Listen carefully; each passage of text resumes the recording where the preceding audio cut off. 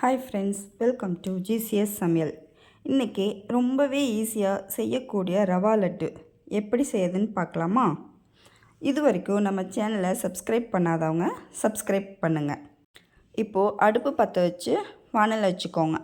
அதில் 3 table spoon நெய் போட்டுக்கோங்க. நெய் நல்லா உருங்கினதுக்கப்புறம் முந்திரி பருப்பு கொஞ்சமாக உடச்சி போட்டிருக்கேன் நான். அதுக்கப்புறம் பாதாம் அது வேணும்னா போட்டுக்கலாம், அதுவும் போட்டு நல்லா வறுத்துக்கோங்க.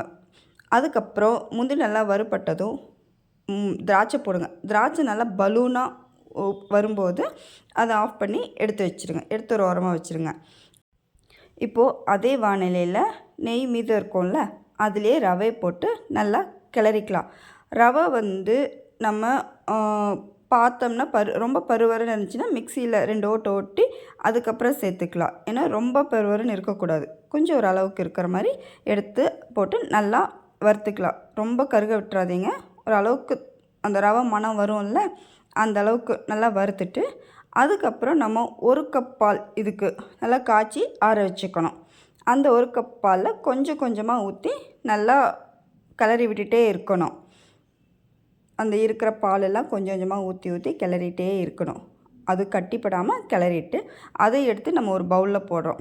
பவுலில் போட்டு நம்ம வறுத்து வச்சுக்கிற திராட்சை முந்திரியும் அதில் போட்டுட்டு அதுக்கப்புறம் இந்த 2 கப் ரவைக்கு 2 கப் சுகர் கரெக்டாக இருக்கும். அந்த சுகரையும் பவுட்ரு பண்ணி அந்த பவுட்ரு பண்ணுற சுகருக்குள்ளே ஒரு 4 ஏலக்காய் அதுவும் சேர்த்து நல்லா பவுட்ரு பண்ணி அதையே நம்ம இந்த ரவையில் கொட்டி நல்லா கிளறிக்கோங்க. அந்த சூட்லேயே நம்ம போட்டு கிளறும்போது நம்மளுக்கு அந்த ஒரு ஈரப்பதமாக கிடைக்கும்.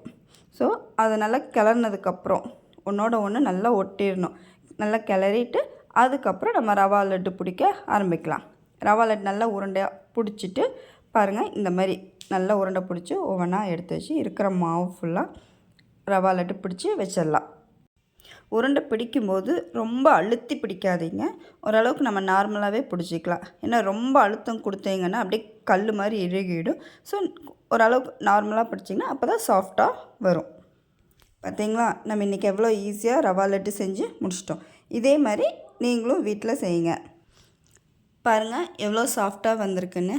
இதே மாதிரி உங்களுக்கும் சாஃப்டாக வரணுன்னா நான் சொல்கிற அளவுகளை கரெக்டாக ஃபாலோ பண்ணிங்கன்னா உங்களுக்கும் இதே மாதிரி ரவா லட்டு கிடைக்கும். ஸோ இப்போ வர கிருஷ்ண ஜெயந்திக்கு கூட ரவா லட்டு செஞ்சு எல்லாத்துக்கும் கொடுங்க. ஓகே கைஸ், இது வரைக்கும் நம்ம சேனலை சப்ஸ்கிரைப் பண்ணாதவங்க சப்ஸ்கிரைப் பண்ணிக்கோங்க.